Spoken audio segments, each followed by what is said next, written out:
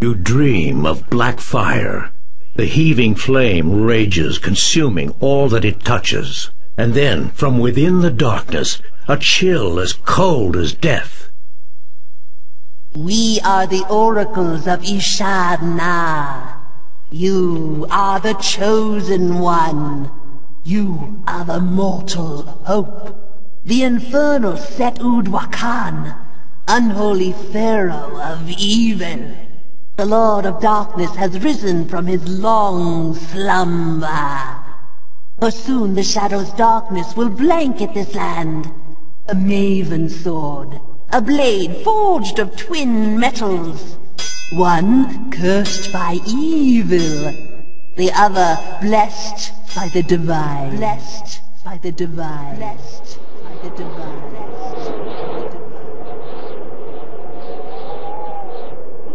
Peace be with thee. I am Kara, Holy Protector, Guardian of Oniphus. Seek you the Maven, the sword forged of twin metals. It is a mortal instrument of the Black Fire. Only the Maven can challenge the coming darkness.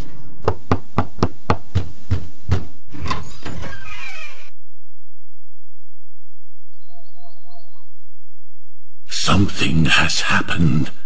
Something evil. We must consult with the oracles of Ishadna to learn more. To unearth what has not been seen in the Gale Saren for many generations. The Maven Sword. Go now, quickly, and return to me with the fabled blade.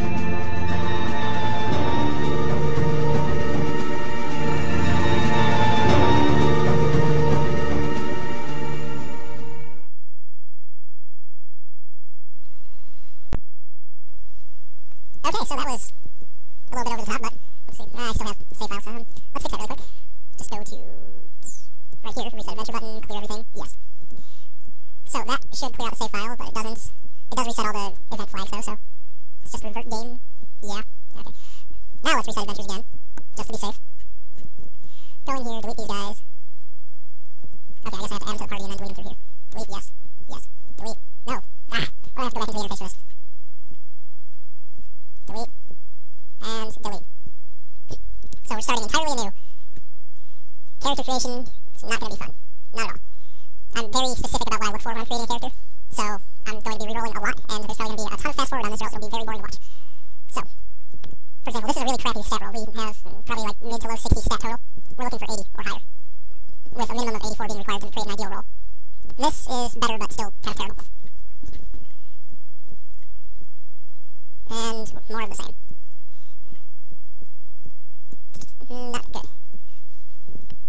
Now, for those that couldn't figure this out, just based on real-life experience, or perhaps from not expecting real life to apply to a video game, the reason I'm choosing this, like, tiger-type character in order to create my party leader is that the tigers get night vision as some sort of, like, character trait or perk type thing, depending on how you want to call it, which is very useful because then I don't have to have a wizard waste a spell slot on the spell Torchlight, which is more or less useless except to give you more mana in the Sunbook, but I'd rather have a useful spell first, so still not very great here.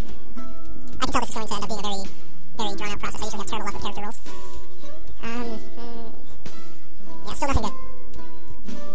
And it's ridiculous how far out of this interface you have to back just to not get the exact same roll. Like, it predetermines the roll for every permutation of character when you first go to create one, I think. And then it rerolls when you change your race. I can't remember how that works. Let's see.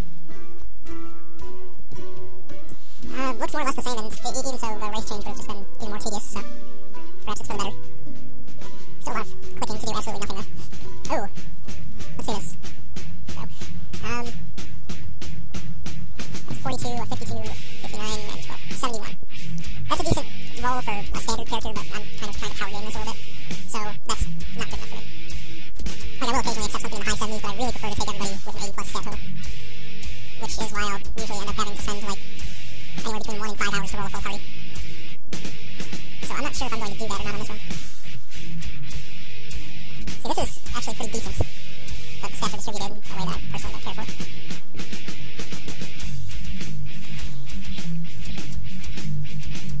So yeah, there's going to be a lot of speed up on this to try and keep it from being too boring. I'm going to apologize that I might not actually get any gameplay in until the 3rd or 4th segment because of this, but just bear with me. This is a really great game for as old as it is. Came out in 2000, I believe. Just very excellent 3D game, low system requirements. The only problem with it is that it has just too much difficulty involved trying to get it to run on a dual-core system. Well, any multi-core system, but dual-cores are the most prevalent of those right now.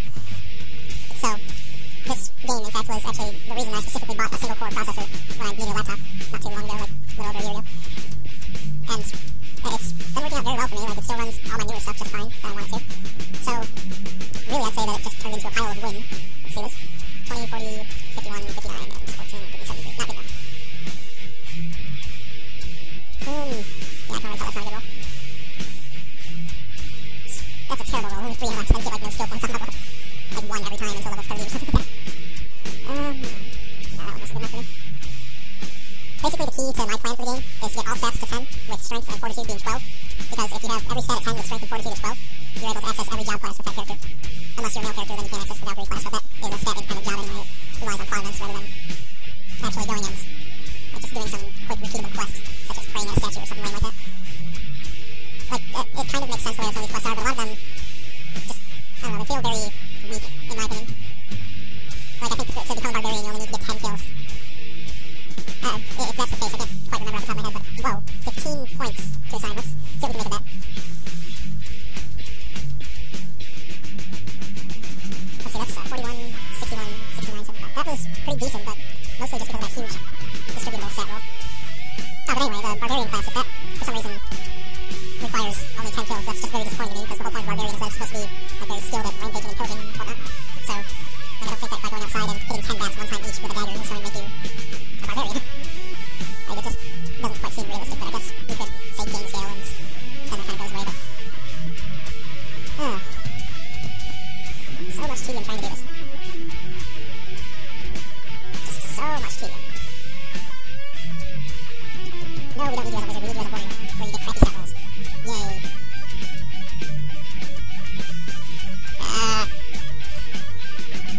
Okay, let's try this one. That is a 79. Yeah, that should be a good enough roll. Okay, we're going to give him 1 leadership because of the fact that the rest of the party is going to be following him. And we're also going to give him as much sword skill as possible so his accuracy doesn't suck too bad.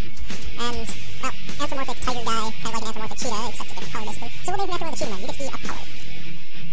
Now let's come up with a second party member. This should actually be pretty good to have a wizard, or lizard, apparently. Because of the strength and agility, they make very good warriors. The dexterity kind of disqualifies them from being any sort of, like, roguish profession. So, considering that I'm not going to take a rogue, I'm going to get a warrior promoted to barbarian in order to facilitate chess and door lockpicks. We're going to leave that for the party leader, and now we're just going to create a pure damage dealer. The agility and presence are increased for the female, but strength and fortitude for the male. So we can either hit harder and take more damage, or we could get our turns faster and be just a bit more intimidating. Let's go with that. Warrior. That is quite possibly the worst roll I've seen yet today. Wow. What's with all the terrible rolls all of a sudden, game? You don't like me anymore? Is that what it is? No, you never liked me in the first place, game. You always hit me terrible rolls, but just, the other day when I was rolling characters for practice, just holy crap, the ridiculous amounts of good rolls consecutively. It took me like 10 minutes to get a party of 4 up. Oh, this is good. We got a 46 roll on the bottom, 56, 62, 68, 76. That's like just good enough for me, because the mental stats aren't as important yet, because this character is likely not going to be a paladin, and then we just need physical stats for now. The will is resistance to magical damage. We don't fight any mages for quite a while. Presence is mostly for leadership and for intimidating enemies, which, let's be honest, that's not going to happen until you get that stat way up there. Intellect gets you more skill points on level up, and dexterity increases your accuracy. Pretty standard RPG stats. So let's continue with this, and she's going to get... just dumb sword. Okay, name for a female lizard woman. This one's going to be weird. I have absolutely no ideas on that.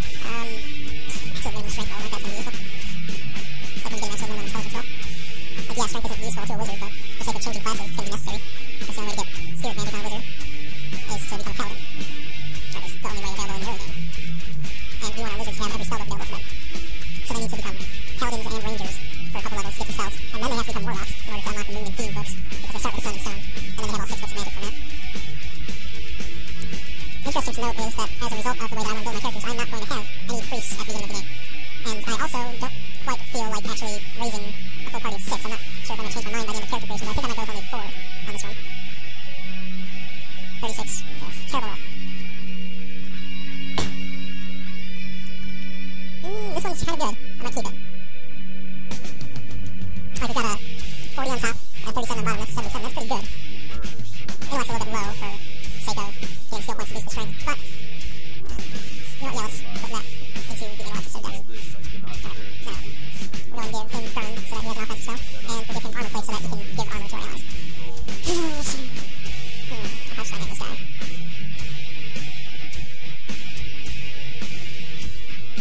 Oh, screw it, right, why not? I'll steal from Tails Fantasia. He can be doused. Yeah. And now we're going to need another wizard of some sort. Definitely not a dork, because their intelligence and agility both suck. No, we don't have a human yet. Let's see about that. This guy looks almost like Chuck Norris. What do you think? It's actually a very decent roll. It's nothing spectacular because it's only 4 ability points, but if I had like 7 or 8 to assign, this would be a keeper. So that's kind of frustrating right there. No, we don't need another warrior. We need a wizard.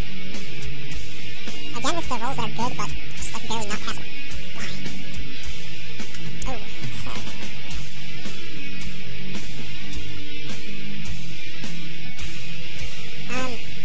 Yeah, I'm really not liking these rolls I'm getting now. They're pretty obnoxious. Yeah. That's not very good. That's not too great either. Another terrible roll. What a surprise.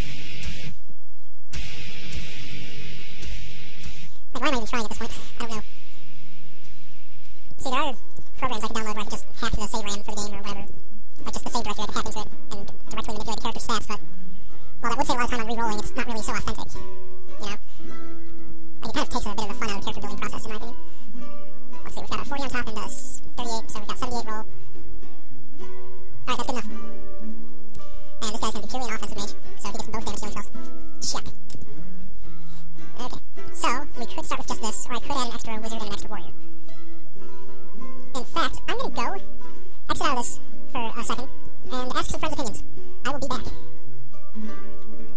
Alright, well, let's get out of this game.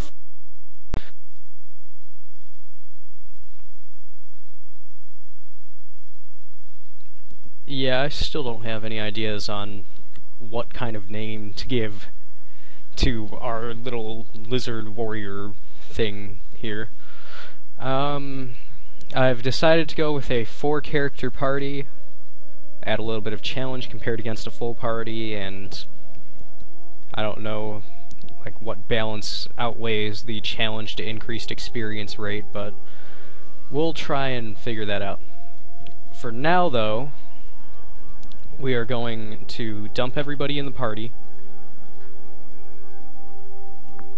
pull all of our gold to one character, to Apollo here, and we're going to leave. Something has happened. Something evil. The shadows speak to me. They cry out in my dreams. I have seen visions of unspeakable horror in the night. I fear the prophecy of the age has come to pass. We must consult with the oracles of Ishad-Na to learn more. But Ishad-Na is far away, and a most dangerous journey. We will need a special magic to protect us. You must go this night upon a secret task for me, to unearth what has not been seen in the Gale Saren for many generations. The Maven Sword. I had a very strange dream earlier this day. I was walking through a graveyard in the night when I heard a voice calling my name. Gareth. Gareth, it cried. I followed the voice until I saw it. A black crow sat perched atop a tombstone. As it flew away, I saw a name upon the tombstone. Nivius. Suddenly, up from beneath the grave, there arose the great taloned fist of an ancient dragon, and clutched within its grip was the Maven's sword, stretching up to pierce the darkened sky. The dream is an omen. You must follow the old cemetery road up to the graveyard ruins of Beersalt. Search for the tomb of Niveus. I believe there you will find the legendary Maven sword. Go now, quickly, and return to me with the fabled blade. I will return to my home and wait to hear from you. And Wow. pray. I'm no expert on voice acting, but I'm pretty sure if there's an ellipsis in the script, you're supposed to let your voice trail off and, like, pause, not rush into the next sentence as if there was no punctuation in the first place. You know, if his voice wasn't so deep, I would think he might be that ShamWow fellow. Oh, something I need to do. Graphics, we need to take these down to a medium, because when I had them on high, I was lagging a lot when trying to record at the same time. Okay, so we're gonna go outside this door here.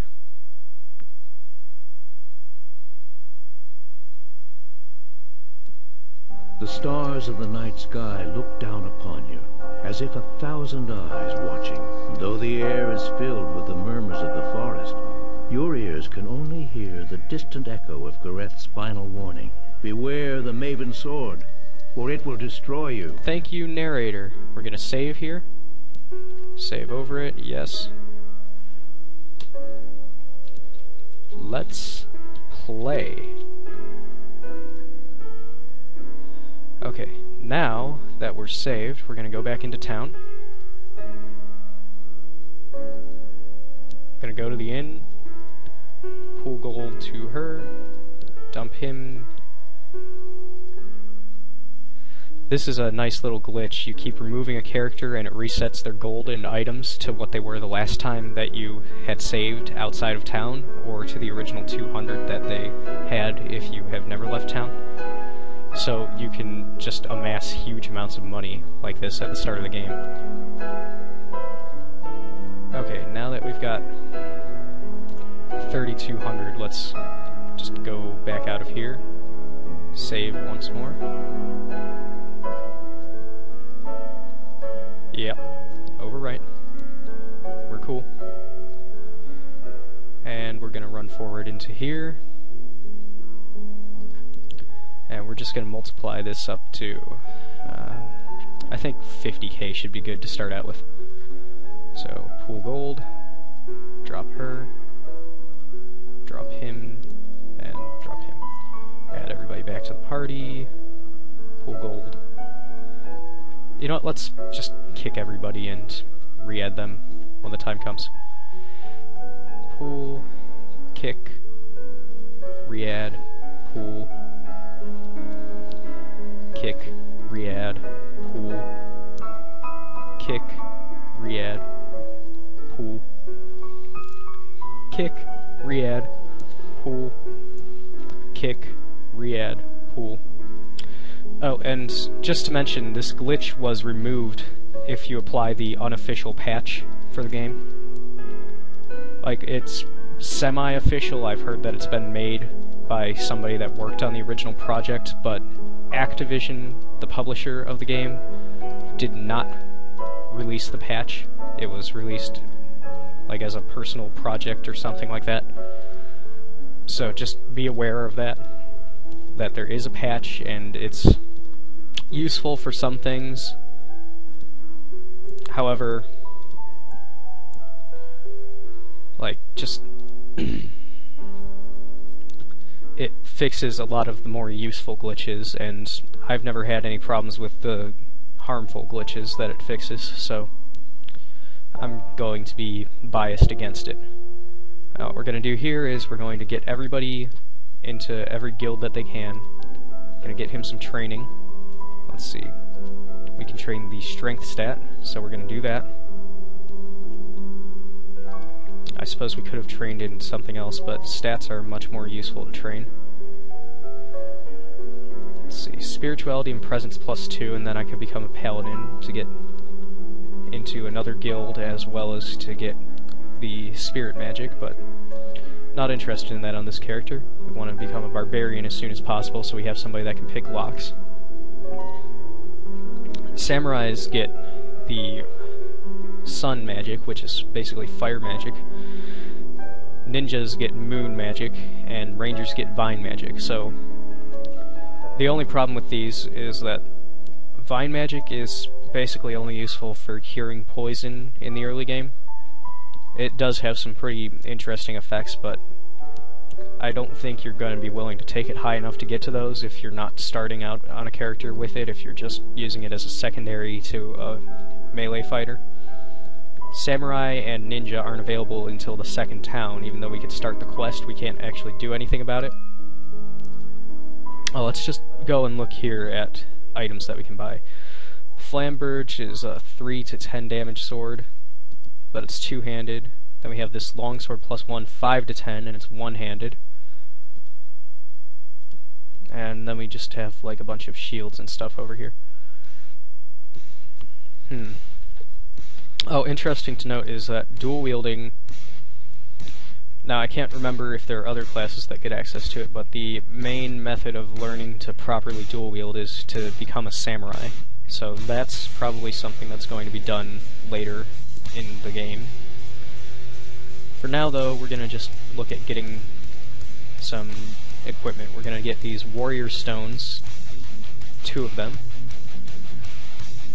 and why not? Let's get some dragon shields going. These crusader helms are useful. Chainmail +1. I don't think I'm going to go with the chainmail, because I can get plate mail outside of the guild in the regular shop. And let's get a couple of these long swords. And let's see about these bracers. Are the wizards able to wear these? They are. Alright, so in that case we're going to get 2 more of those. Now let's just equip everybody a tiny bit here.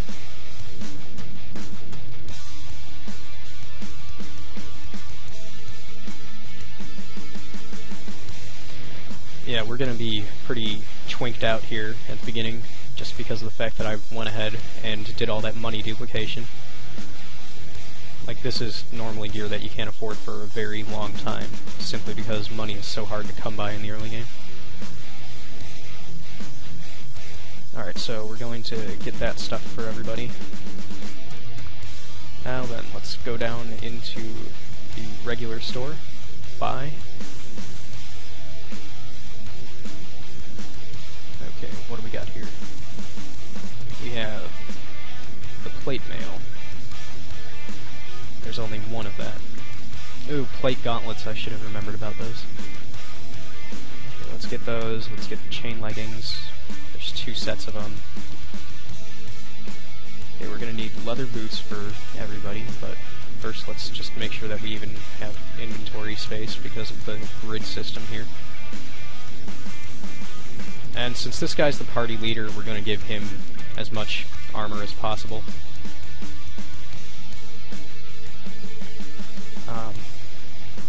4 sets of boots. Oh, there's only 3. Well, suede boots for somebody. Alright, and then we're going to need robes for the wizards, but they can get, in the Wizards Guild, better robes than that. So we're going to need to get some pants for them. Okay. Give Chuck the leather boots, or the suede boots rather, the weaker ones. Although, Apollo doesn't get armor class from using leather over suede, and he might, so... Oh, he can't wear them anyway. Awesome. So I just bought an extra pair of boots for no reason. Simply amazing.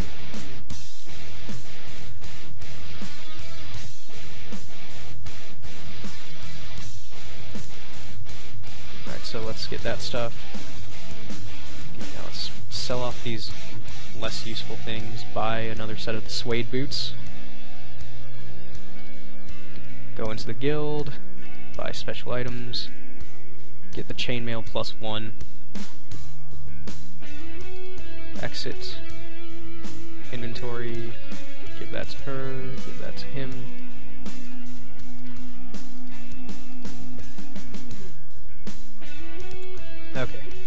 let's give her some money. Let her join the guild.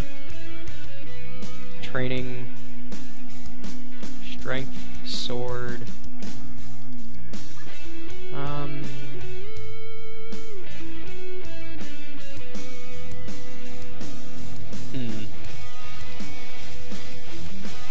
Yeah, let's give her strength training.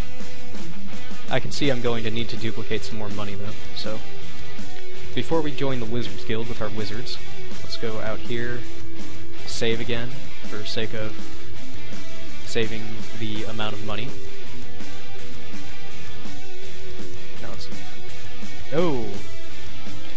Good time on that save, I just crashed. That's one of the game, if you don't have the patch, is that it crashes occasionally, but even with the patch it still crashes insane amounts, from what I remember, so I usually don't bother with the patch. Let's just get that up there. Let's try a different sequence this time. There. Okay, so now we go to the inn, just dump everybody out of the party again. Oh, right, but first we need to pull gold. Add, pull, remove, add, pull, remove, add, pull, remove, add, pull, remove, add, pull. Okay, now that's 96k. If that's not enough, we just can't get enough in that case. Oh, right, I forgot to even check and see about roll ascension for her. Can't be a ranger or a paladin yet, so she can't get any magic. That's unfortunate, but it could always be much worse. Okay, we're going to join the Wizards Guild, train... Let's give him more stonecraft. Buy items.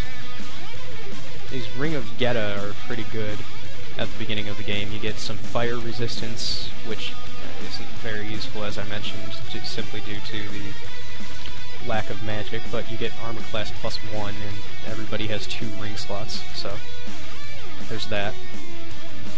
Okay, let's buy these magical books. And robe +2, let's get one for each of the wizards. These wizard hats are nice. Okay, so now we're going to learn those spells. You just right-click on a book in order to access the interface for that.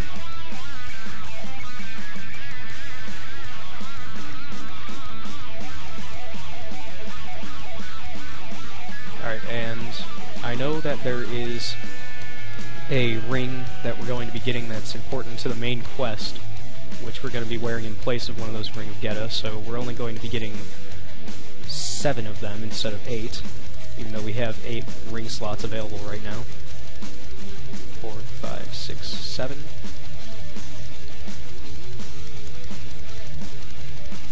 So we're basically just making immortal level 1 characters right here. It's kind of ridiculous. Like, it seriously is. But it's going to be very, very fun once the game gets going. Alright, well, now let's see about roll ascension. What do we got here? Bard can't be done, which doesn't matter since there is no Thieves Guild yet. Warlock even, wow. Okay, so that kind of gimps us out a little bit, because for the wizards I was planning on doing Warlock to allow us into the Priest Guild, then cancel the roll ascension, and then become Paladin to get Spirit Magic and into the Warriors Guild, and then become a Ranger to get Vine Magic, and then finally go and become a Warlock. So, that could be problematic. Let's just take a look here.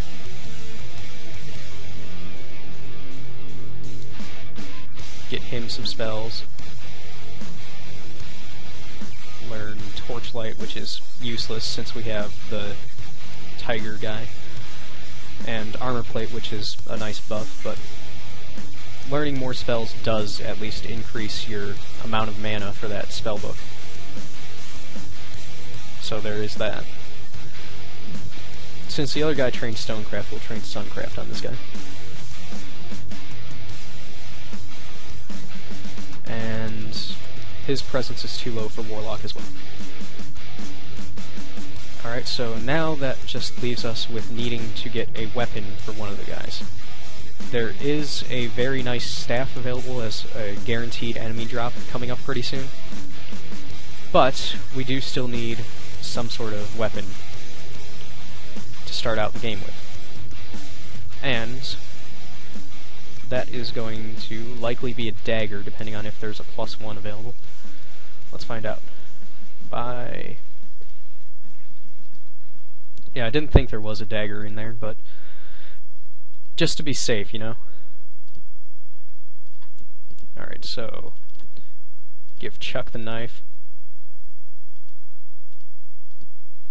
Alright, now let's leave and get to some actual gameplay.